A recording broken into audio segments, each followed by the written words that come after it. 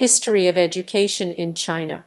The history of education in China began with the birth of the Chinese civilization.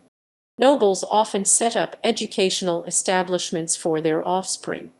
Establishment of the imperial examinations advocated in the Warring States period, originated in Han, founded in Tang, was instrumental in the transition from an aristocratic to a meritocratic government. Education was also seen as a symbol of power. The educated often earned significantly greater incomes. Education system impact. Shang and Zhou dynasties. The first written mention of a school in China appears in the oracle bones of the Shang dynasty about 1810–50 BCE, which constitute the first written records in China, and the main historical record for that period. Used for divination, questions would be written on the bones before they were placed in a fire, and then the results printed on the bones. Several of these divinations contain questions about school. Is it auspicious for the children to go on school? Will it rain on their way home? However, the oracle bones contain little information about the function or purpose of the schools. By the Zhou dynasty, inscriptions from bronze vessels and the Book of Rites suggest that the Zhou kings founded schools for young aristocratic men to serve the king. The Book of Rites suggests that most of these schools were located near ponds and forests, and therefore historians infer that these schools mostly focused on martial arts education, especially archery.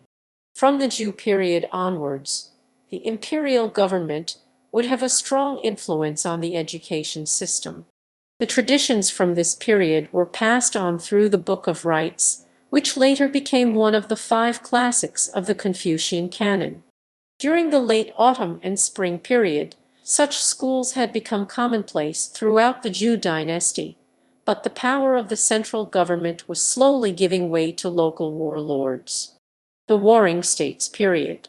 The Warring States period saw the rise of several influential philosophies, including Confucianism, Moism, and Taoism. Of these philosophies, Confucianism would have the most long-term impact on state and imperial education. The weakening of the Zhou Empire and the rise of local warlords ushered in the period of warring states. Some local warlords may have founded academies to consolidate their power and gain legitimacy. The different schools were often organized into political entities to gain social influence. Rival scholars were invited to courts. Governmental sponsorship led to the development of the first Chinese academies. Importance of education and respect to the teachers was stressed in the Annals of Lu Buwei. One educational institution that existed during this period was the Jixia Academy. The open and tolerant atmosphere in this academy attracted Confucian and Taoist scholars from across the country for debate and study. However, the institution had no long-term impact on subsequent Chinese institutions. Han era. Emperor Wu of Han favored Confucianism and made it as the national educational doctrine. In 124 BC, the origins of statecraft in China was set up to turn out civil servant for the state. The traditional Chinese attitude towards education followed Mencius's advice that those who labor with their minds govern others. Those who labor with their strength are governed by others. The first separation period. The Sui and Tang dynasty. The second separation period and the Song dynasty. The Mongolian dynasty. Ming dynasty. Medieval period. Imperial examination began at 605, which required the competitors to pass their local cutting score before the final examination in the capital. So the private school prevailed. White Deer Grotto Academy and Donglin Academy were their models. Meanwhile, the art school Pear Garden appeared in early 8th century, and in 1178 a national military school was set up. The invention of paper and movable type greatly boosted the educational industry. Qing Dynasty. Education during the Qing Dynasty was dominated by provincial academies, which did not charge tuition fees and gave stipends to preselected students. They were dedicated to the pursuit of independent study of the classics and literature, rather than to the preparation for governance, as was the case with imperial academies. Professors rarely lectured students, instead offering advice and criticizing research. The near-total neglect of engineering, mathematics, and other applied science education by the state contributed to a vast gap in military power between China and the European empires, as evidenced by the outcomes of the First and Second Opium Wars and the Sino-French War, amongst others. In response, the king embarked on a self-strengthening movement, founding the Tang in 1861, which hired foreign teachers to teach European languages, mathematics, astronomy, and chemistry. After Qing was defeated by Japan during the First Sino-Japanese War, Peiyang University, or Imperial Taiwan University, the first modern university in China, was established in 1895, of which the undergraduate education system was fully based on the counterpart in USA. In 1898, Peking University was founded, with a curriculum based on the Japanese system. In 1905, the imperial examinations were abolished. In 1906, American President Theodore Roosevelt passed the Boxer Indemnity Scholarship Program, which diverted overfunding of the Boxer Indemnity toward higher education inside China. Tsinghua University was founded in 1911 by its provisions. Modern era. Republic of China. The New Culture movement of 1919 was a reaction against the Chinese government's emphasis on technical knowledge and resulted in a new enthusiasm for theoretical knowledge, but with a focus on Western philosophy rather than Confucianism. Education was mostly decentralized in this period, since China was politically disunited, with Chinese warlords and foreign imperialists, especially the Japanese, occupying significant chunks of Chinese territory. Internal migration in communist China was almost non-existent due to policies put in place by the previous communist government pre-1978. Those pressing policies limited the amount of education that was limited to citizens due to lack of funding, specifically women as mentioned previously, and the type of employment that was available to them, which in most cases indicated factory work that only offered harsh working environments with little pay, and to add to the negativity, the salary that the employees were receiving was not even close to being able to afford medical expenses, and many of the popular organizations did not offer any type of help. Regardless of the difficulties China met, several universities were recognized for keeping academic and education excellence during this time period. The so-called famous four universities were especially well documented during war period, namely the National Central University, the Wuhan University, the Zhejiang University, and the National Southwestern Associated University. After the Kuomintang's defeat in 1949, the government had retreated to Taiwan.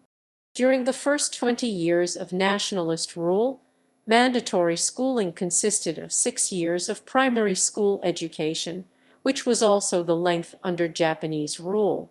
In 1968, the ROC government extended it to 9 years. Islamic education.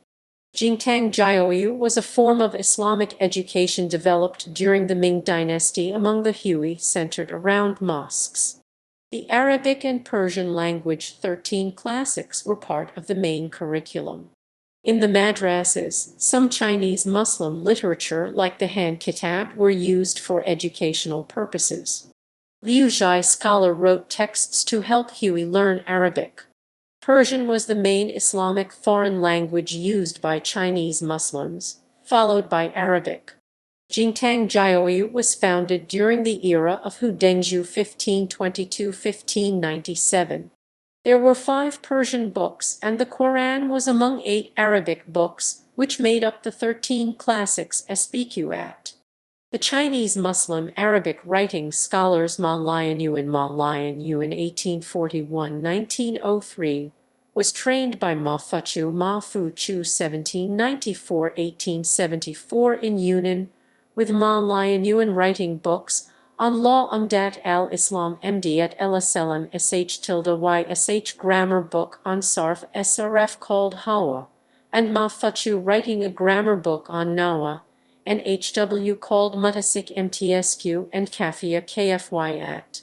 Sar al-Latif Shrh Taif Liu Jai's The Philosophy of Arabia Tianfangxing Li Arabic translation by Mohammed Nur al-Haq ibn Luqman as-Sini MHMD in WRLHQ BN LQMN el-Sini, the Arabic name of Ma Lianyuan. Islamic names, Du A, Ghusl GSL, prayers, and other ceremonies were taught in the miscellaneous studies Zaksu Zazu, while ayat from the Quran were taught in the Zatam al-Quran Khtm el-Quran hating. Ma Fuchu brought an Arabic Kasidat Jesuid Jiju Ji Sui de Jaiju poem to China. Huey Muslim generals like Ma Fuxiang, Ma Honghui, and Ma Bufang funded schools or sponsored students studying abroad. Imam Hu Songshan and Ma Lini were involved in reforming Islamic education inside China. Muslim Kuomintang officials in the Republic of China government supported the Chengde Teachers Academy, which helped usher in a new era of Islamic education in China, promoting nationalism and Chinese language among Muslims, and fully incorporating them into the main aspects of Chinese society. The Ministry of Education provided funds to the Chinese Islamic National Salvation Federation for Chinese Muslims' education. The president of the federation was General Wai Chongxi Pai Chung HSI, and the vice president was Tang Kesan Tang Ko Sam. 40 Sino-Arabic primary schools were founded in Ningxia by its governor Ma Honghui. Imam Wang Jingzhai studied at Al-Azhar University in Egypt along with several other Chinese Muslim students, the first Chinese students in modern times to study in the Middle East. Wang recalled his experience teaching at madrasas in the provinces of Henan-yu, Hebei and Shandong-lu, which were outside of the traditional stronghold of Muslim education in northwest China, and where the living conditions were poorer, and the students had a much tougher time than the northwestern students. In 1931, China sent 5 students to study at Al-Azhar in Egypt. Among them was Mohammed Ma Jian, and they were the first Chinese to study at Al-Azhar. Na Zhang, a descendant of Nasser al-Din Yunan, was another one of the students sent to Al-Azhar in 1931, along with Zhang Ziyan, Ma Jian, and Lin Zhongming. Huey Muslims from the Central Plains Zhongyuan differed in their view of women's education than Huey Muslims from the northwestern provinces, with the Huey from the Central Plains provinces, like Henan, having a history of women's mosques and religious schooling for women, while Huey women in northwestern provinces were kept in the house. However, in northwestern China, reformers, such as Cai Yuanpei, started bringing female education in the 1920s. In Linxia, Gansu, a secular school for Huey girls was founded by the Muslim warlord Ma Bufang. The school was named Shuada Sukin W Men's Primary School after his wife Ma Sukin, who was also involved in its founding. Huey Muslim refugees fled to northwest China from the Central Plains after the Japanese invasion of China, where they continued to practice women's education and build women's mosque communities, while women's education was not adopted by the local northwestern Huey Muslims, and the two different communities continued to differ in this practice. General Ma Fuxiang donated funds to promote education for Huey Muslims and help build a class of intellectuals among the Huey and promote the Huey role in developing the nation's strength. Although religious education for children is officially forbidden by law in China, the Communist Party allows Huey Muslims to violate this law and have their children educated in religion and attend mosques while the law is enforced on Uyghurs. After secondary education is completed, China then allows Hui students who are willing to embark on religious studies under an imam. China does not enforce the law against children attending mosques on non-Uyghurs in areas outside of Xinjiang. Since the 1980s, Islamic private schools, Sino-Arabic schools, Zhangzhou Zio, have been supported and permitted by the Chinese government among Muslim areas, only specifically excluding Xinjiang from allowing these schools because of separatist sentiment there. People's Republic of China. After coming to power in 1949, the communist authorities brought the educational system under national control. They condemned excessive study of the humanities and social sciences, considering them wasteful and deleterious to China's industrialization. The Chinese Academy of Sciences was set up the year the communists came into power. Education was reformed following the Soviet model, and small engineering departments were amalgamated into giant polytechnic institutes such as Tsinghua University and Tianjin University. Education became highly specialized, with students studying subjects like railway bridge construction. Since the 1990s, the Soviet model has been largely abolished in China, with many universities expanding or merging with others, provide more comprehensive education in parallel with specialized technical training. Communist moral education versus informal career education was another struggle within itself.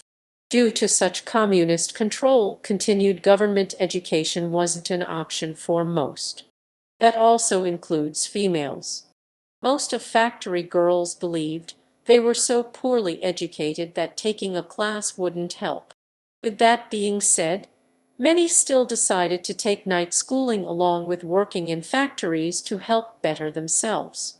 Eventually, it started to become more common between workers to start changing work schedules between one another to help make the extra time needed for education. However, creating the personal time needed for such independent success was not easy. The post-socialist state has further controlled workers' self-organization and, consequently, wages to facilitate low-cost exports. Migrant workers were also highly important to this operation, making up over 75%.